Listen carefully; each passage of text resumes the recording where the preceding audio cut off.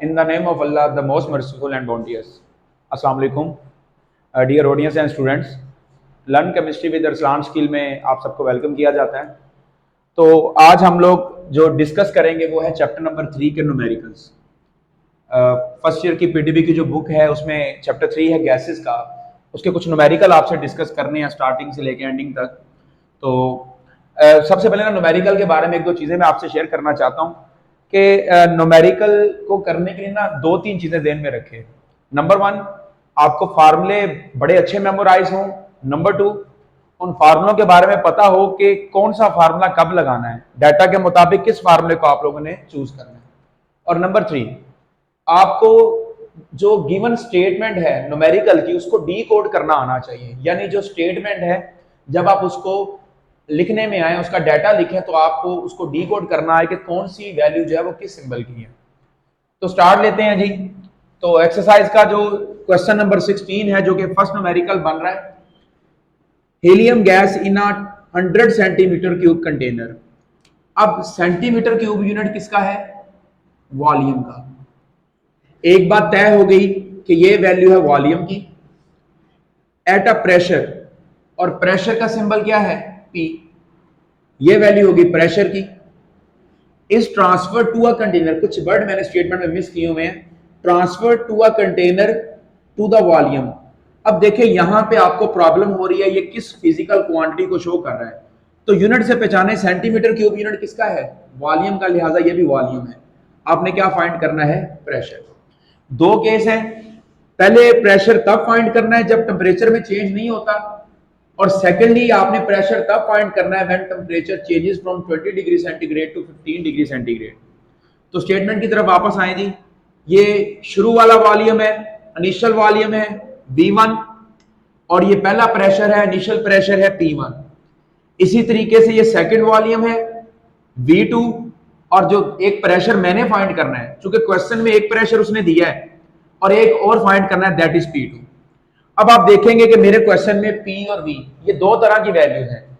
इस चैप्टर में एक फार्मूला है जो सिर्फ इन दो वैल्यूज को रिलेट करता है, वो है बॉयल लॉ, जो कहता है PV is equal to K, यानी P को P1 कर दें, V को V1, P को P2 कर दें और V को V2, answer must be same. तो ये फार्मूला उठा के यहां पे पेस्ट करें। तो ऊपर हेडिंग देते हैं using Boyle's law, P1 V1 is equal to P2 V2। P1 की जगह 500, V1 की जगह 100, P2 हमने फाइंड करना है एज इट इज, और इस V2 की जगह V2 की वैल्यू जो कि 250 है। चूंकि मुझे P2 चाहिए, P2 को करें सेपरेट। ये जो 250 मल्टीप्लाई है, ये मल्टीप्लाई जब इस तरफ आएगा तो आगे क्या कर देगा? डिवाइड, यानी मल्टीप्लीकेशन इक्वल के इस तरफ आके डिवाइड हो जाती है।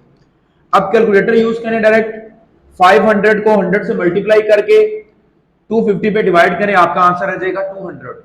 चूंकि प्रेशर शुरू में टॉर में है, तो सेकेंडली भी किस में लेना आपने? टॉर में। तो ये आपका एक पोर्शन क्लियर है। सेकंड आ जाए।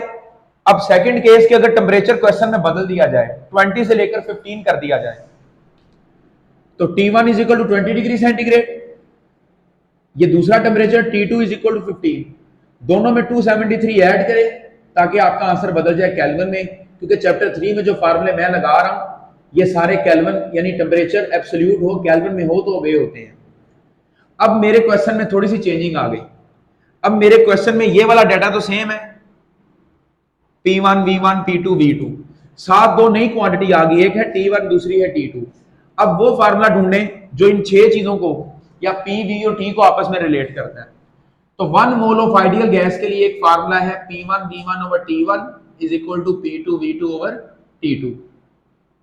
तो ये बच्चों आइडियल गैस की एक सेकंड फॉर्म है उस हालात में जब नंबर ऑफ मोल्स 1 हो। तो आइडियल गैस इक्वेशन का फार्मूला लगाएं। P1 की जगह सेम यही वैल्यू 500, V1 की जगह 100, T1 की जगह 293, P2 फाइंड करना है एज इट इज, V2 की जगह ये V2 की वैल्यू 250 और T2 की जगह T2 की वैल्यू जो कि 288 है। चूंकि मुझे P2 चाहिए, P2 को करें सेपरेट। ये 288 डिवाइड इधर आके मल्टीप्लाई करेगा, ये मैंने मल्टीप्लाई का साइन लगा दिया है, और ये 250 मल्टीप्लाई इधर आके डिवाइड करेगा, तो ये मैंने इसको ओवर के फ्रैक्शन के नीचे लिख दिया है। कैलकुलेटर पे इन तीनों को मल्टीप्लाई करें पहले, और आंसर ऊपर लिख दें। फिर इन दोनों को मल्टीप्लाई करें, आंसर नीचे लिख दें। ऊपर वाले आंसर को नीचे वाले पे डिवाइड करेंगे तो ये आंसर आ जाएगा। चूंकि पहला प्रेशर टॉर में है, सेकंड प्रेशर भी टॉर में है। एक बात का ख्याल कीजिएगा, अगर आपने कैलकुलेटर पे लिखा 500 मल्टीप्लाई 100 मल्टीप्लाई 288, फिर आपने डिवाइड का बटन दबा के 293 और फिर आपने मल्टीप्लाई 250 किया तो आंसर गलत आ जाएगा। कैलकुलेटर इस पे डिवाइड करने के बाद इससे कर देगा मल्टीप्लाई। तो आप तीनों को मल्टीप्लाई करके आंसर ऊपर अलहदा लिखें, इन दोनों को मल्टीप्लाई करके अलहदा, फिर इनको डिवाइड करें। तो ये आपके इस न्यूमेरिकल का सेकंड पार्ट। अब आ गया क्वेश्चन 17 जिसमें आपने डेंसिटीज फाइंड करनी है। आपका यूनिट होगा किलोग्राम पर मीटर क्यूब और ये क्वेश्चन की स्टेटमेंट में ही है, ब्लैक मार्कर में सारा जो है वो क्वेश्चन, जिस क्वेश्चन की सारी स्टेटमेंट ब्लैक में लिखी है। एसटीपी का मतलब स्टैंडर्ड टेम्परेचर और स्टैंडर्ड प्रेशर है। स्टैंडर्ड प्रेशर 1 atm है, अगर उसको न्यूटन पर मीटर स्क्वायर में चेंज करें तो ये वैल्यू है, बुक में मेंशन है, क्वेश्चन में दी जाएगी। और टेम्परेचर 0 सेंटीग्रेड है, जिसको केल्विन में बदले तो 273 है। 3 पार्ट है, सिर्फ एक पार्ट मैं परफॉर्म कर रहा हूं, उसको ज़हन में रखते हुए अगले 2 पार्ट आप खुद परफॉर्म कर सकते हैं। तो मीथेन मैंने साथ में फार्मूले इसलिए मेंशन किए हुए हैं ताकि आप लोग फार्मूलों के जरिए मोलर मास फाइंड कर सकें। अब यहां पे याद रखिएगा, इस चैप्टर में ना आर की आइडियल गैस कांस्टेंट आर की 4 वैल्यूज है, लेकिन 2 वैल्यूज बड़ी यूज होती हैं। एक 0.0821 atm डेसीमीटर क्यूब पर मोल पर केल्विन और दूसरी है 8.3143 न्यूटन मीटर पर मोल पर केल्विन। आर की कौन सी वैल्यू यूज करनी है, this will be decided by the unit. चूंकि प्रेशर न्यूटन मीटर में है तो मैंने आर की वैल्यू भी वही लेनी है जिसमें यूनिट न्यूटन और मीटर है। एटीएम वाली वैल्यू को आप लोगों ने नहीं लेना, तो मैंने आर की वैल्यू रेड मार्कर में मेंशन करनी है। चैप्टर में एक प्रूव है डेंसिटी का, D = PM/RT। पहला पार्ट है मीथेन का, यहां से इसका मोलर मास फाइंड कर लें। कार्बन का 12 प्लस हाइड्रोजन का 1 है। चूंकि इसके एटम 4 है इसलिए मैंने 1 को 4 से मल्टीप्लाई किया, इनको प्लस करके आंसर आएगा 16। इसका यूनिट होता है ग्राम पर मोल, जबकि डेंसिटी मुझे किस में चाहिए, किलोग्राम में, तो मास को भी मैंने किलोग्राम में ही कन्वर्ट करना है। तो किसी ग्राम को किलोग्राम में कन्वर्ट करने के लिए 1000 पे डिवाइड करते हैं, ये आंसर आ जाएगा किलोग्राम में। अब P की जगह ये P की वैल्यू पुट कर दें, M की जगह ये M की वैल्यू जो किलोग्राम में है, R की जगह ये R की वैल्यू ये जो रेड में शो की है, और T की जगह ये T की वैल्यू। ऊपर वाले को ऊपर वाले से मल्टीप्लाई कर दें, इसी तरीके से डिनोमिनेटर में जो 2 रकमें इनको आपस में मल्टीप्लाई करें, फिर ऊपर वाले आंसर को ये डिनोमिनेटर वाले आंसर पे डिवाइड कीजिएगा, आपका आंसर आ जाएगा 0.714। बाकी ऑक्सीजन वाला क्वेश्चन खुद करना है। ऑक्सीजन का मास होगा 16 × 232, उसको किलोग्राम में कन्वर्ट करके 0.032 के साथ क्वेश्चन कर लें।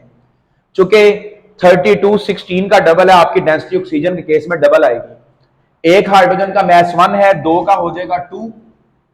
जब आप इसको किलोग्राम में बदलेंगे आंसर आ जाएगा 0.002 और बस आपने m की वैल्यू पुट करनी है, बाकी सारी वैल्यू सेम है।